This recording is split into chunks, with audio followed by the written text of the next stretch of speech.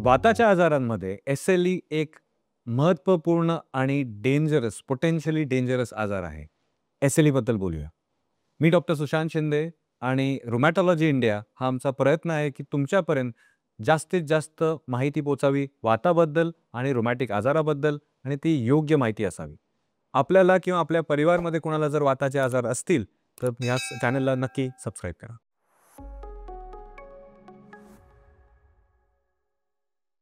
बघा, वातामध्ये बरेच प्रकार आहेत आणि त्यातला एक मोठा भाग आहे SLE.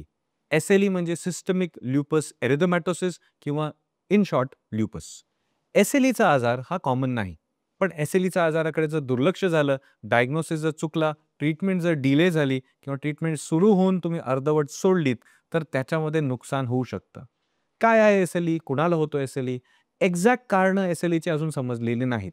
पण आम्हाला हे माहिती आहे की SLEमध्ये काही रिस्क फॅक्टर्स आहे.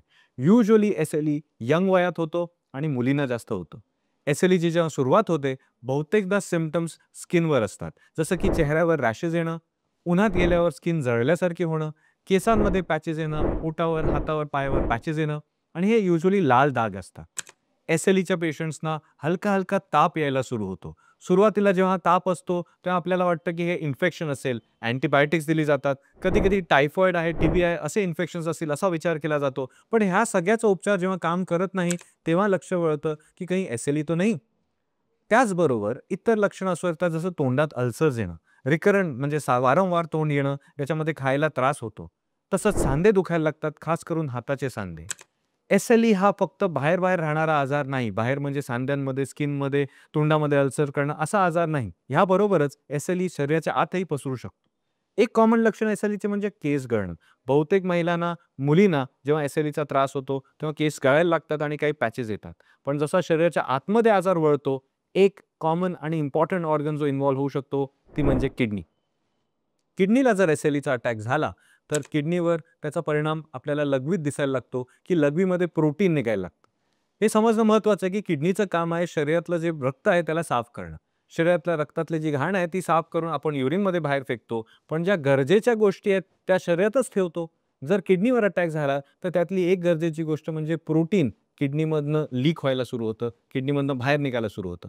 सुरुवातीला त्यावेळेला पेशंटला त्याची काही लक्षणं नसतात. पण डॉक्टर, रुमॅटॉलॉजिस्ट ह्याला पकडू शकतात, लघवीचा तपास करून 24 तासाच्या लघवीमध्ये किती प्रोटीन आलं हे मेजर करून.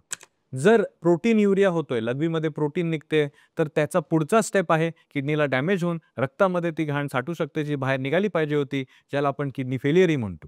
हे होण्या अगोदर योग्य ट्रीटमेंट होणं गरजेचं आहे. ल्युपस नेफ्रायटिस म्हणजे किडनीला ल्युपसमुळे होणारा आजार, ह्याला डायग्नोज करणं महत्त्वाचं आहे. जसा हा किडनीपर्यंत जाऊ शकतो, तसाच ल्युपस इतर ऑर्गन्सपर्यंतही जाऊ शकतो. फॉर एक्झाम्पल छातीमध्ये लंग्सच्या अराउंड पाणी भरणं, ज्याला प्लुरल एफ्युजन म्हटलं जातं, ब्रेनला किंवा नसांना त्रास होणं, कधी-कधी काही लोकांना पॅरालिसिस होणं, हेही ल्युपसचा भाग असू शकतो. हार्टला त्रास होणं, हा सुद्धा ल्युपसचा पार्ट असू शकतो.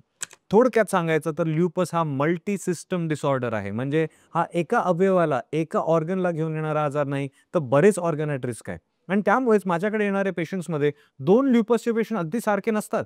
कुणाला एक प्रकारचे सिम्प्टम्स आहेत, तर दुसऱ्याला दुसऱ्या प्रकारचे सिम्प्टम आहेत. त्यामुळे हा डायग्नोसिस करणं हा योग्य डॉक्टर रुमॅटॉलॉजिस्टकडेच होऊ शकतो. ह्याला डायग्नोसिस करायला काही गोष्टी आम्हाला मदत करतात. त्यामध्ये एक टेस्ट आहे ANA. ANA म्हणजे अँटी न्यूक्लिअर अँटीबॉडी. ANA हा तपास आम्हाला सांगतो, की शरीरात अशा काही गोष्टी बनतायत, ज्या स्वतःच्या ऑर्गन्सना डॅमेज करतायत. ह्याला ऑटो अँटीबॉडी सुद्धा म्हटलं जातं. ANA हा तपास मी क्लिअरली सांगतोय, ANA हा तपास SLEमध्ये स्ट्राँगली पॉझिटिव्ह असतो. पण हा फक्त SLEचा तपास नाही, ANA इतर आजारांमध्येही पॉझिटिव्ह असू शकतो. सो इतर काही टेस्ट आहेत जे अजून कन्फर्म करायला मदत करतात. त्यात अँटीबॉडीज आहेत जसं की anti dsDNA, anti double stranded DNA, anti Ro, anti La, anti SM अशा प्रकारचे विविध अँटीबॉडीज आहेत, ज्या पॉझिटिव्ह येऊ शकतात आणि ज्या हेल्प करू शकतात आपल्या रुमॅटॉलॉजिस्टला डायग्नोसिस कॅच करायला.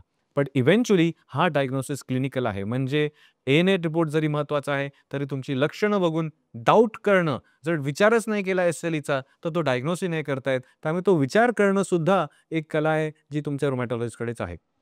आता जर SLEचा डायग्नोसिस असेल, तर हा सीरियस डायग्नोसिस आहे. आपल्याला जर SLEचा डायग्नोसिस झालेला आहे आणि आपण हा व्हिडिओ ऐकताय, तर लक्षात ठेवा, की ह्याची ट्रीटमेंट न चुकवता बरीच वर्ष घेतली पाहिजे. कारण की वेगवेगळ्या ऑर्गन्सना जर डॅमेज झालं, तर जीवालाही धोका असू शकतो.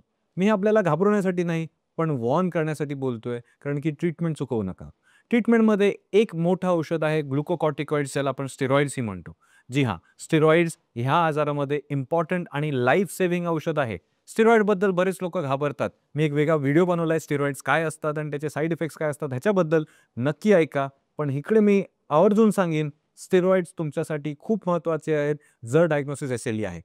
इतरांना ज्यांना एसएलई नाही, वेगळ्या प्रकारचे वाद आहेत, तिथे कदाचित आम्ही स्टेरॉइड नाही वापरणार. पण इथे ते लाईफ सेव्हिंग आहेत.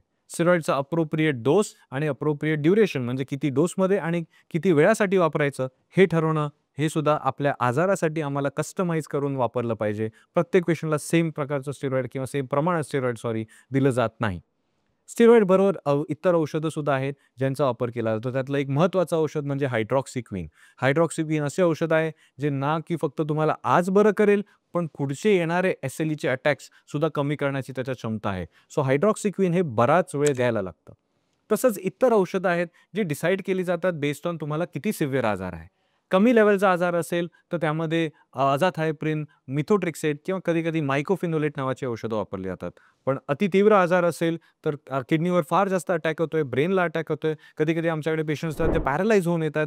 अशा केसेसमध्ये पुढची औषधं जसं की सायक्लोफॉस्फामाइड जे एक इंजेक्शन आहे किंवा नवीन औषध रिटक्सिमॅब जे सुद्धा एक इंजेक्शन आहे, ह्याची वापरची गरज लागू शकते.